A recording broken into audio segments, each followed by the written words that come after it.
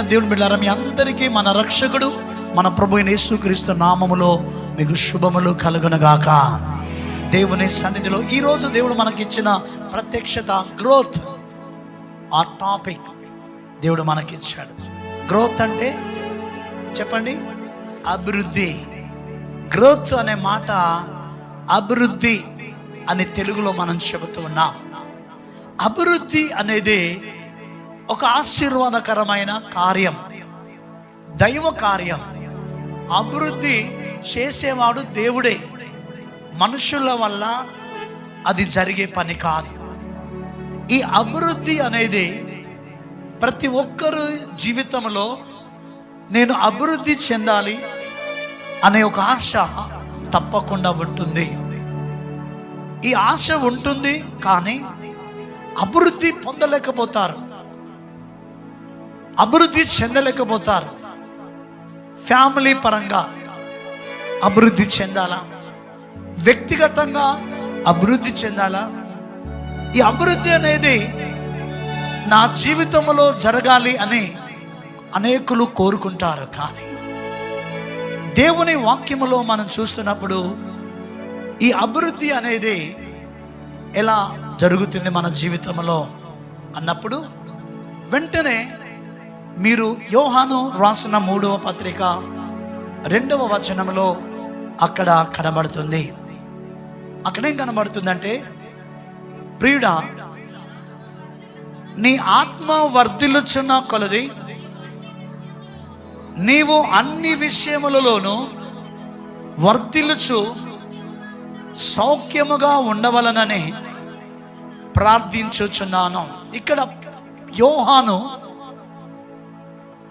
ఒక వ్యక్తి ఎలా వర్ధిల్లుతాడు అనే విషయాన్ని చెబుతున్నప్పుడు, ముందు ఆత్మలో వర్ధిల్లాలట. ఆయన చెప్పే ఒక స్టేట్మెంట్, ఆత్మలో వర్ధిల్లినప్పుడు ప్రియుడా, నీవు అన్ని విషయములలో వర్ధిల్లడానికి ఆస్కారం ఉంది అన్నాడు. ఆత్మలో వర్ధిల్లడం అంటే ఏంటి అనేది ఈరోజు నేను కొన్ని విషయాలు మీకు తెలియబోతున్నాను. పరిశుద్ధాత్ముడు నాకు ఇచ్చిన ఒక ప్రత్యక్షత, గ్రోత్ అనే వర్డ్లో ఒక 6 అక్షరాలు కనబడతా ఉన్నవి. 6 words, 6 అక్షరాలు. గ్రోత్ ఇంగ్లీష్లో గ్రోత్ అనే మాట GROWTH, గ్రోత్ అంటారు. ఈ 6 విషయాల్లో ఇవి ఈరోజు వాటి మీద మనస్కరించాలి, వాటిని సాధనం చేయాలి. అప్పుడు నీ జీవితంలో అభివృద్ధి చూస్తావు. చప్పట్లు కొట్టని గట్టిగా దేవునికి స్తుతి కలుగునుగాక. నెంబర్ 1 మీరు చూడండి, జీ మీన్స్, ఆ జీ అనగా ఏంటంటే గో. GO go. గో అంటే ఏంటి? వెళ్ళు. జీ అనగా గో అనే మాటను మనం చూస్తున్నాం. వెళ్ళు. ఎక్కడికి వెళ్ళాలి? ప్రతిదినం, everyday you must go to your prayer room. చప్పట్లు కొట్టండి గట్టిగా. నువ్వు నీ ప్రార్థనా గదిలోనికి ఎవ్రీడే. ప్రార్థన అనేది చాలా ప్రాముఖ్యం. ఒక వ్యక్తి అభివృద్ధికి మొదటి మెట్టు ప్రార్థన. బైబిల్ గ్రంథంలో దానియేలు గ్రంథము 6వ అధ్యాయము 10వ వచనం, అక్కడ దానియేలు జీవితంలో ఆయన చేస్తున్న ఆ యొక్క పని, ఆయన జీవితం చాలా అభివృద్ధి చెందిందండి. ఒక స్లేవ్గా బబులోన్ దేశానికి వచ్చాడు, బానిసగా తీసుకురాబడ్డాడు, చెరలో ఉన్నాడు. కానీ ఆయన జీవితంలో ఉన్నది గొప్ప ప్రక్రియ ఏంటంటే, ఎవ్రీడే ఆయన ప్రార్థనా గదికి వెళ్ళి దేవుని సన్నిధిలో ప్రార్థించడం అలవాటు. చదవండి ఒకసారి 10వ వచనం. ఇంటి శాసనము సంతకము చేయబడనని తెలుసుకొనెను. అతడు తన ఇంటికి వెళ్ళి యథాప్రకారముగా అనుదినము ముమ్మారు మోకాళ్ళుని తన ఇంటి పైగది కిటికీలు యెరూషలేము తట్టునకు తెరవబడి ఉండగా తన దేవునికి ప్రార్థన చేయుట, తన దేవునికి ప్రార్థన చేయుచు ఆయనను స్తుతించుచు వచ్చెను. అక్కడ ఏమన్నదంటే, యథాప్రకారముగా తన ఇంటికి వెళ్ళి యథాప్రకారముగా అనుదినము ఆ ప్రార్థన గదికి వెళ్ళి ఆ ఇంటి కిటికీ తెరిచి ఆ గదిలో యెరూషలేము తట్టు ఆయన ముఖము పెట్టి ప్రార్థించేవాడు. ఎవ్రీడే, ప్రతి దినం. ప్రార్థన అంటే ఎప్పుడో గుర్తుకొచ్చినప్పుడు కాదు, మనకిష్టం వచ్చినట్టు కాదు, అవసరం ఉన్నప్పుడు కాదు. చాలామంది దేవుణ్ణి యూజ్ అండ్ త్రో, ఈ మధ్యలో యూజ్ అండ్ త్రో మెటీరియల్స్ ఎక్కువ మనం చూస్తున్నాం. అలా దేవుణ్ణి వాడుకుంటున్నారు. కష్టం వచ్చినప్పుడు ప్రార్థిస్తారు, తర్వాత ప్రార్థించారు. అది దేవుని సన్నిధిలో అలాంటి కుటుంబాల్లో అభివృద్ధి కనబడదండి. ఇది అప్పటికప్పుడు అవసరత వెళ్తుంది, కానీ ఆ ఫ్యామిలీలో అభివృద్ధి కనబడదు. ఎవ్రీడే, ప్రతిరోజు దానియేలు దేవుని సన్నిధికి వెళ్ళి ప్రతిరోజు 3 పర్యాయాలు యెరూషలేము తట్టు కిటికీలు తెరిచి దేవునితో మాట్లాడేవాడు, దేవునితో ముచ్చటించేవాడు. ఈ యొక్క అలవాటు ఆయన లైఫ్లో ఒక అద్భుతమైన అలవాటుగా మారిపోయింది. తీర్మానం చేసుకున్నాడు, ఈ జీవితాన్ని ఆయన కొనసాగిస్తున్నాడు. ఆయన లైఫ్లో ఎంత అభివృద్ధి చెందాడంటే, ఒక స్లేవుగా బబులోన్ కంట్రీకి వచ్చిన ఆయన అదే కంట్రీలో కింగ్ తర్వాత కింగ్ అయిపోయాడు. చప్పట్లు కొట్టాను గట్టిగా. రాజు తర్వాత రాజు అయిపోయాడు. ఆయన రాజు తర్వాత రాజు అయిపోయాడు. అంతేకాదు, ఏ రాజు మారినా దానియేలు పొజిషన్ మారట్లేదు. రాజులు మారుతున్నారు, రాజుల పరిస్థితులు మారిపోతున్నాయి. బబులోన్ దేశంలో నెబుకద్నెజరు, బెల్షాజరు, దర్యావేషు, ఇలా రాజులు మారుతున్నారు, కానీ దానియేలు పొజిషన్ అదే పొజిషన్లో తను ఉంటున్నాడు. గట్టిగా చెప్పాలి కొట్టాలి. రాజులైనా దేవుడు మార్చాడు, కానీ దానియేలు పరిస్థితులను మార్చలేదు. ఏ పొజిషన్లో ఉన్నాడో ఆ దేశంలో అంత ఉన్నతమైన పొజిషన్లో తను నిలువబడ్డాడు. కారణం ప్రార్థన. అనుదినం ప్రార్థన. ఎవ్రీడే, ప్రతి దినం నీ ప్రార్థన గదికి వెళ్ళడం అలవాటు చేసుకోవాలి. నెంబర్ 2, మీరు చూడండి, త్వరగా నేను చెప్పాలి. 2 విషయం, ఆర్ అనే మాట. ఆర్ మీన్స్, మీరు చూడండి, రీడ్. ఆర్ అనగా చదవడం. ప్రతిదినం దేవుని వాక్యాన్ని చదవాలి. ఎవ్రీడే దేవుని వాక్యాన్ని చదవగలిగే ఆ గొప్ప మనస్సు మనకు ఉండాలి. అపోస్తులుల కార్యముల గ్రంథం 17వ అధ్యాయం 11వ వచనం. మీరు తెస్సలోనికలో ఉన్న వారికంటే ఘనులై ఉండిరి గనుక ఆసక్తితో వాక్యమును అంగీకరించి పౌలును శీలయును చెప్పిన సంగతులు అలాగు ఉన్నవో లేవని ప్రతిదినం ఎప్పుడట? అందరు చెప్పండి, ఎప్పుడు? ప్రతి దినమును లేఖనములను పరిశోధించుచు వచ్చిరి. చాలు, గట్టిగా చప్పట్లు కొట్టాలా. అందరూ చప్పట్లు కొట్టాలి, బయట ఉన్నవారు కూడా. ఒక ప్రశ్న మిమ్మల్ని అడుగుతా. అనుదినం, ప్రతి దినం బైబిల్ చదివే అలవాటు ఎంతమందికి ఉంది అని అడిగితే ఎంతమంది చేతులు ఎత్తుతారో, ఎంతమంది ఎత్తారో మీరే ఒకసారి కూర్చున్న వారు ఆలోచించండి. నేను నిజానికి ఎప్పుడు బైబిల్ చదవలేదు, ప్రభా క్షమించమని అడగండి. ఇప్పుడు ఎవ్రీడే బైబిల్ చదవాలి. 3వ విషయం నేను జ్ఞాపకం చేస్తాను. OGRO, 3వ లెటర్ అది. O మీన్స్ ఒబే, లోబడు. ఎవరికి లోబడాలి? దేవునికి లోబడు. దేవునికి లోబడే బిడ్డగానే ఉండాలి. లోబడే మనస్సు. చాలా మంది జీవితంలో వాక్యం చదువుతారు కావచ్చు, ప్రార్థన చేస్తారు కావచ్చు, కానీ 3వ ఈ అంశానికి వచ్చేసరికి కొంత ఫెయిల్యూర్ అవుతున్నారు. అందుకే చాలామంది, నేను ప్రార్థన చేస్తున్నాను, వాక్యం చదువుతున్నాను, కానీ నేను ఎందుకు ఆశీర్వదించబడలేకపోతున్నాను, ఎందుకు దీవించబడలేకపోతున్నానని చాలా కంగారు పడిపోయి, అయోమయంలో పడిపోయి చివరికి ప్రార్థన ఆపేసి మళ్ళీ ఎక్కడో 0 లెవెల్కి వెళ్ళిపోతున్నారు. కారణం ఏంటంటే వారిలో లోబడే స్వభావం లేదు. పేతురు ఎంత మంచివాడంటే, అసలు సముద్రం అంతా రాత్రంతా తిరిగి ప్రయాసపడ్డాడు, ఒక్క చేప పడలేదు, ఒడ్డుకొచ్చాడు. యేసయ్య ఆయన దోణిలో కూర్చొని, పేతురు నీ దోణి లోతుకి నడిపించి ఇంకా అన్నాడు. ఈయనకు అర్థం కాలేదు ఎందుకు అన్నాడు అనుకున్నాడు. లోతుకు తీసుకెళ్ళిన తర్వాత పేతురు, ఇప్పుడు నీ హృదయంలో చాలా నిరాశ ఉంది, ఎందుకంటే ఒక్క చేప కూడా పడలేదు, నువ్వు బాధపడుతున్నావు కదా, ఇవి ఇక్కడ వల వేయి అన్నాడు. ఆల్రెడీ అక్కడ పేతురు వల వేశాడు. నైట్ ఏ ప్లేస్లో చేపలు పడుతావో ఆయనకు తెలుసు. యేసు ప్రభువుకు తెలియదు అనుకున్నాను, ఎందుకంటే ఎన్నడూ యేసు ప్రభు చేపలు పట్టలేదు. ఆయన ఈ సముద్రం సంగతి ఆయనకు తెలియదు అనుకున్నాడు. కానీ ఆ సముద్రాన్ని సృష్టించింది ఆయన మర్చిపోయాడు. చెప్పలు కొట్టాడు. ఆ సముద్రాన్ని, గల్లీ సముద్రాన్ని సృష్టించింది ఈయనే అని ఆయనకు తెలియదు.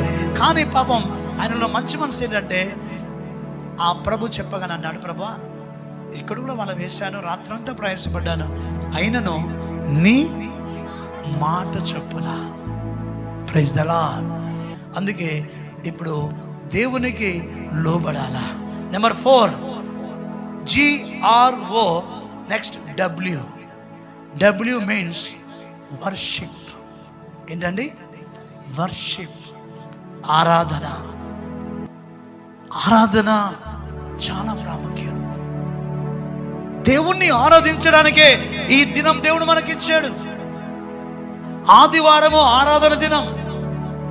దేవుని మందిరములో మనం ఆరాధించాలి, ఆత్మతో సత్యముతో ఆరాధించాలి. చాలా మంది మా ఇల్లు దూరం అండి, అందుకే లేట్ అవుతుంది అనుకుంటారు. కొంతమంది ఇల్లు చాలా దూరం అని అనుకొని పాపం దూరం ఉన్నోళ్ళు కూడా టైంకి వస్తారు. చర్చికి దగ్గరున్నోళ్ళు, కొంత డిస్టెన్స్ దగ్గరున్నోళ్ళు చాలా నిర్లక్ష్యంగానే ఉంటారు. కానీ బైబిల్లో ఒక వ్యక్తి నీకు ఈరోజు జ్ఞానోదయం కలిగించడానికి ఆయన లైఫ్ స్టైల్ని నీ ముందు పెడుతున్నాడు, పరిశుద్ధాత్ముడు. అపోస్తుల కార్యం గ్రంథం 8వ అధ్యాయం 27వ వచనం. అపోస్తుల కార్యం గ్రంథం 8వ అధ్యాయం 27వ వచనం. 27 చదవండి. అప్పుడు ఐథియోపియుల రాణి అయిన కందకే క్రింద మంత్రి, చూడండి, ఈ వ్యక్తి ఇథియోపియుల రాణి అయిన కందాకే అనే ఒక రాణి దగ్గర మంత్రి. ఏ మంత్రి? ఫైనాన్స్ మినిస్టర్ అయిన ఆమె యొక్క ధనాగారం అంతటి మీదనున్న ఇథియోపియుడైన నపుంసకుడు ఆరాధించుటకు యెరూషలేమునకు వచ్చి ఉండెను. ఎందుకు వచ్చాడు ఈయన నపుంసకుడు? ఇథియోపియా దేశం అంటే ఆఫ్రికా నుండి యెరూషలేమునకు ఆరాధన కొరకు వస్తువును వెళుతూ ఉన్నాడట. నపుంసకుడే. దేవుడు పుట్టుకతోనే నపుంసకుడుగా ఆయనను ఈ లోకానికి పంపాడు. ఈయన నపుంసకుడైన దేవుని ఆరాధికుడైన, చప్పట్లు కొట్టండి, దేవుణ్ణి ఆరాధించేవాడు.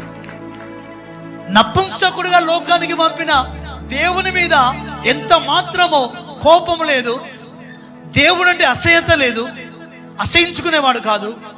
అలా ఉన్నప్పటికీ ఒకటే అనుకున్నాడు, ఇలా దేవుడు నన్ను ఈ లోకానికి పంపాడు, పంపినందుకైనా ఈ లోకాన్ని ఇలా చూశాను, ఈ లోకానికి నన్ను పంపాడు దేవుడు, అందుకు ఆయన ఎడల కృతజ్ఞత కలిగి ఉండాలి.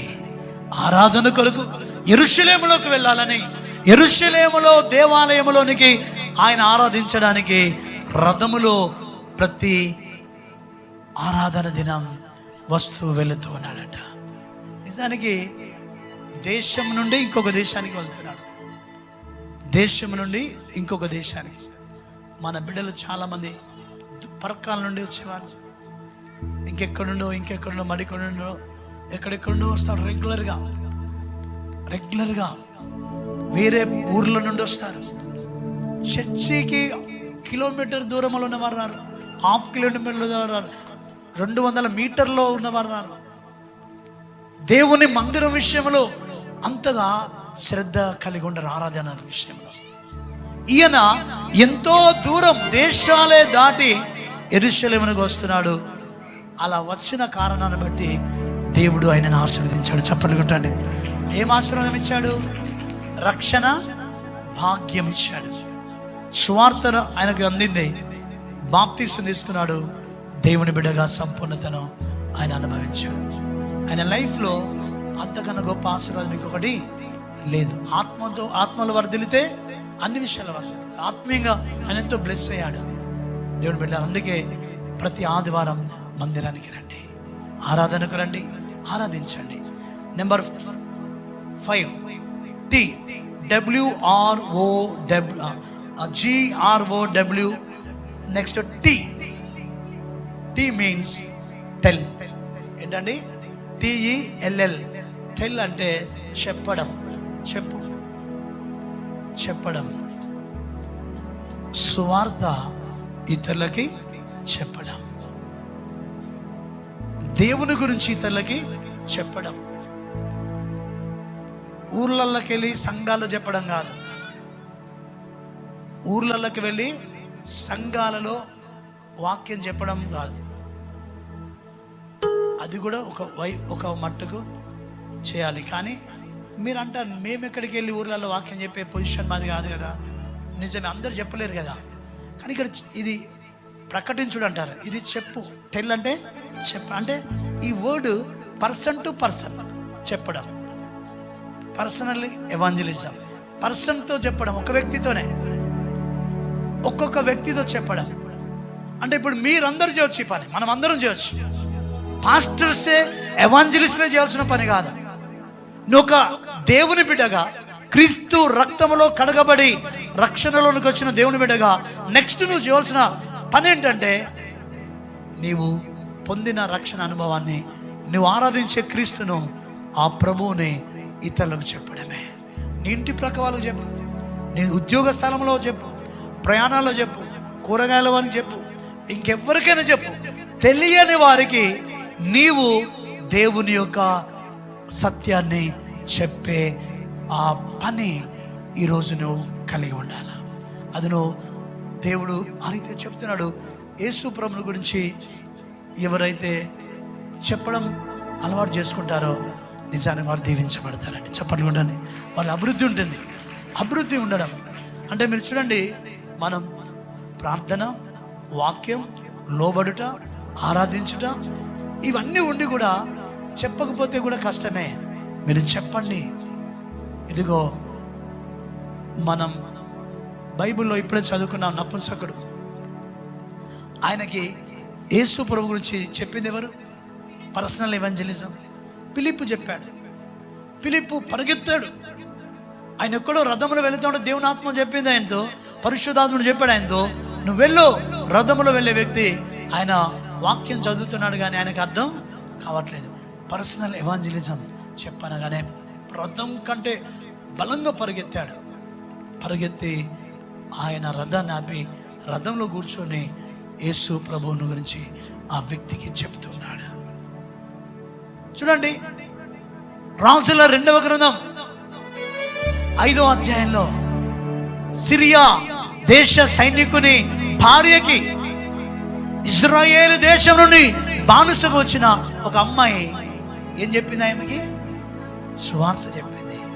అమ్మా, మన యజమానుడు, మీ యజమానుడు, మన సార్కి లెప్రసీ ఉంది. ఆయన డ్రెస్ చేంజ్ చేసుకున్నప్పుడు నేను చూశాను, ఆ కాళ్ళన్నీ, ఆ షూస్ ఇప్పినప్పుడు, సైనికుడు, సైన్యాధిపతి కనుక అవన్నీ ఇప్పుచున్నప్పుడు ఆయన పొజిషన్ బాగాలేదు, పరిస్థితి బాగాలేదు, బాధపడుతున్నాడు.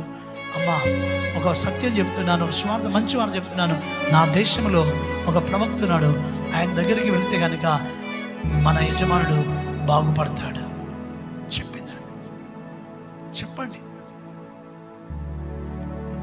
కొంతమంది బిడ్డలకు ఒక మంచి అలవాటు మనసు ఉన్నప్పుడు, బాగలేని వారు, కష్టాల్లో ఉన్నవారు, ఇబ్బందుల్లో ఉన్నవారు ఉంటే, మీరు మా చర్చికి రండి, దేవుడు నీకు సహాయం చేస్తాడు. మా చర్చికి రండి, మీకు మేలు జరుగుతుంది. అక్కడ ప్రభు కార్యం చేస్తున్నాడు. అలా తీసుకొని వస్తున్నారు, చాలామంది వస్తున్నారు. కొంతమంది ఈ పని చేస్తున్నారు. అలా మిగతా 4 ఈ 5వ పని ఎవరైతే చేస్తున్నారో తప్పకుండా వారి కుటుంబాలు అభివృద్ధి చెందుతామట. చెప్పలు కొట్టాను గట్టిగా, దేవునికి స్తోత్రం. చివరిగా HGROWTH అనే మాట, ఇది చాలా ఇంపార్టెంట్. హెచ్ అనగా, H means help. Help, HELP, help, ఇతరులకి సహాయం చేయడం. ఇది క్రైస్తవ్యంలోనే చాలా ఒక చక్కని అలంకరణ విశ్వాసులకి, ఇతరులకు సహాయం చేయడం, సేవకులకు సహాయం చేయడం, సంఘాల్లో పేదవారికి సహాయం చేయడం, సమాజంలో పేదవారికి సహాయం చేయడం. ఇది దేవుడు మనకిచ్చిన ఒక ఆజ్ఞ. అందుకే మత్తయి సువార్త 25వ అధ్యాయంలో యేసు ప్రభు అంటాడు కదా, నేను ఆకలి కొంటిని నీవు ఆహారం పెట్టితివి. ఒక ఆయనతో అంటున్నాడు, నేను ఆకలి కొంటిని నువ్వు నాకు ఆహారం పెట్టలేదు. దేవుని సన్నిధిలో నేను ఆ వాక్యాన్ని మత్తయి సువార్త మీరు ఇంటికి వెళ్ళి 25వ అధ్యాయం ఒకసారి చూడండి. ఒక్క వర్డ్ మనందరికి తెలిసిన వాక్యమే, ఒక్కసారి గుర్తు చేసుకొని మనం ముందుకు వెళ్దాం, ముగించుకుందాం. మీరు చూడండి మత్తయి సువార్త 25వ అధ్యాయంలో యేసు ప్రభుల వారు అమ్మ మైక్ లేదు చదవండి ఒకసారి. నేను ఆకలి గొంటిని మీరు నాకు భోజనం పెట్టితిరి, మీరు నాకు భోజనము పెట్టితిరి. దప్పికొంటిని నాకు దాహం ఇచ్చితిరి, మీరు నాకు దాహం ఇచ్చితిరి. పరదేశినై ఉంటిని నన్ను చేర్చుకొంటిరి. దిగంబరినై ఉంటిని నాకు బట్టలు ఇచ్చితిరి. రోగినై ఉంటిని నన్ను చూడవచ్చితిరి. చూడండి, ఈ రోగినై ఉంటిని నన్ను చూడవచ్చితిరి ఎందుకన్నాడు ప్రభు? కానీ మీరు ఒకరోజు ఈ వర్డ్ మీరు గుర్తు అండర్లైన్ చేసుకోండి. ఎవరు సంఘములో మీ బంధువులలో దీర్ఘకాలపు రోగాలతో కానీ లేదా ఏదైనా బలహీనతతో కానీ ఉంటే ఒక క్రైస్తవ బిడ్డగా వెళ్ళి విజిట్ చేసి వాళ్ళ కొరకు ప్రార్థించరండి. ఇది చేస్తే దేవునికి చేసినట్టు. నా ప్రియమైన దేవుని బిడ్డలారా, నీ జీవితంలో మళ్ళీ ఇప్పుడు ఒకసారి ఫైనల్గా తిమోతికి రాసిన మూల వాక్యం చదువుకుందాం. తిమోతికి రాసిన మొదటి పత్రిక 4వ అధ్యాయం 15వ వచనం. అది నీ అభివృద్ధి. చూడండి, ఇప్పుడు నీ అభివృద్ధి ఎప్పుడవుతుంది? నీ అభివృద్ధి అందరికీ తేటగా ఎప్పుడు కనబడుతుంది? గ్రోత్ అనే వర్డ్లో GROWTH ఈ 6 వర్డ్ లెటర్స్ 6 సత్యాలను అందులో కనబడినట్లుగా మనం చూస్తున్నాం. దేవుడు 6 సత్యాలు మనకు బోధించాడు. ఈ 6 విషయాలలో నీవు వీటిని మనస్కరించుము, వీటి అందే సాధనము చేసుకును.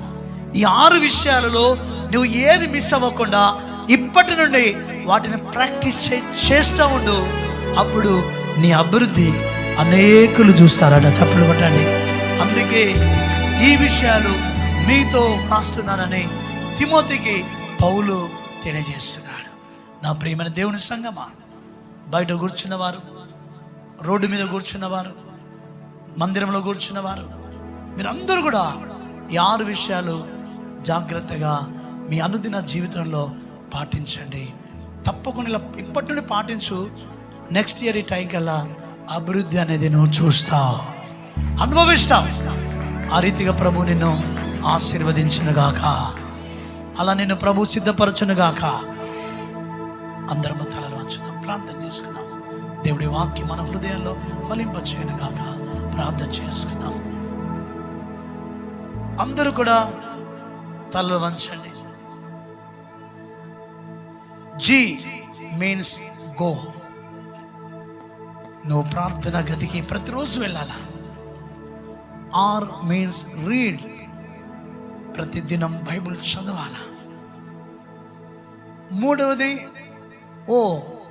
ఒబే మీన్స్ లోబడు, అనగా దేవునికి లోబడు. W వర్షిప్, దేవుని ఆరాధించు. T టెల్, యేసుని గురించి ఇతరులకు చెప్పు. H హెల్ప్, ఇతరులకు నువ్వు సహాయం చేయి. ఈ 6 విషయాల్లో ఎందులో నువ్వు రైట్గా ఉన్నావో టిక్ పెట్టుకో, ఎందులో నువ్వు మైనస్గా ఉన్నావో ఇంటూ పెట్టు. ఇంటూ పెట్టిన వాటిని ఇప్పటి నుండి నీ లైఫ్లో, నీ జీవితంలో నీవు ఇక ప్రాక్టికల్గా చేయడానికి తీర్మానం చేసుకో. ప్రార్థన చేస్తున్నావా? టిక్ పెట్టు. చేయట్లేదా? ఇంటూ పెట్టు. బైబుల్ ప్రతిరోజు చదువుతున్నావా? టిక్ పెట్టు, లేదా ఇంటు పెట్టు. దేవునికి లోబడుతున్నావా? ఆయన మాటకి ఏది వాక్యం ద్వారా మాట్లాడినా లోబడుతూ చేస్తున్నావా? టిక్ పెట్టు. చేయలేదా? ఇంటు పెట్టు. ఆరాధనకు ప్రతి ఆదివారం వస్తున్నావా? తప్పిస్తున్నావా? నెలలో 2 సార్లు 3 సార్లు వస్తున్నావా? వస్తే టిక్ పెట్టు. ఎవ్రీ సండే వస్తే, లేకపోతే ఇంటు పెట్టు. ఇతరులకు యేసుని గురించి చెబుతున్నావా? చెబితే రైట్ పెట్టు, లేకపోతే చెప్పలేదు ఇంటు పెట్టు. ఇతరులకు సహాయం చేస్తున్నావా? చేస్తే టిక్ పెట్టుకోలేదంటే ఇంటు పెట్టు. ఇలా ఎన్ని ఇంటును పెట్టినావో వాటి గురించి దేవుని ప్రార్థించు. ప్రభు, అవి నేను చేయాలి నాయన, అవి నేను చేయాలి ప్రభు, అవి నేను చేయాలి నాయన. నన్ను ఆశీర్వదించు, చేయడానికి శక్తి దయచేయండి, బలాన్ని దయచేయండి, నన్ను ప్రేరేపించి నడిపించు. చేయకుండా సైతాను ఆటంకం చేస్తే వాడిని బంధించండి నాయన. నేను ఈరోజు తీర్మానం చేసుకుంటున్నాను, నేను అభివృద్ధి చెందాలా. నా అభివృద్ధి అనేకులు తేటగా వారికి కనబడాలా. అలా నన్ను నీవు ఆశీర్వదించాలా. వీటి మీద నేను మనసు పెడుతున్నాను, వీటిలో సాధన చేస్తాను ప్రభా, నన్ను నీవు ఆశీర్వదించని ప్రార్థించండి. ప్రార్థన చేసుకుందాం. కృప కలిగిన మా తండ్రి, దయగలిగిన మా రక్షకుడా, మీ పరిశుద్ధమైన పాదములకు వందనాలు, స్తోత్రాలు చెల్లిస్తున్నాం. యెరూషలేము సంఘములో ఉన్న ప్రతి కుటుంబం, ప్రతి బిడ్డ అభివృద్ధి చెందాలి తండ్రి. ఈ రీతిగా నా ప్రభువా, ఈరోజు ఈ టీవీ ఛానల్లో కూర్చుండి, ఛానల్ ముందు కూర్చుండి ప్రభా, వాక్యం వింటున్న ప్రతి బిడ్డ అభివృద్ధి చెందాలి నాయన. ఈ యూట్యూబ్ ఛానల్లో వాక్యం వింటున్న ప్రతి బిడ్డ అభివృద్ధి చెందాలి నాయన. అయితే ఈ 6 విషయాలు తండ్రి, వారు మా ప్రభువా వీటి మీద మనస్సుంచి వీటిని సాధన చేస్తూ అభివృద్ధిని పొందుచు, ఈ అభివృద్ధి అనేక అన్యజనులకు కనబడినట్లుగా మా తండ్రిని బిడ్డలు దీవించబడినట్లుగా కృప అనుగ్రహించండి, ఆశీర్వదించండి, దీవించండి నాయనా. నీ ప్రేమ కలిగిన దయగల స్థలకు ఈ బిడ్డలను సమర్పిస్తున్నాం. ప్రతి ఒక్కరిని వాక్యమును ఎంతమంది అయితే జాగ్రత్తగా విని లోబడ్డారో తండ్రి, లోబడే మనసు ఈ 6 కూడా ఉంది నాయన. ఒబే అయ్యే మనసు ఎంతమంది కలిగి ఉన్నారో వారు ఆ ప్రకారంగా జీవించడానికి కృప అనుగ్రహించమని, ఆశీర్వదించమని యేసు నామములో అడుగుచున్నాము తండ్రి. ఆమేన్, ఆమేన్.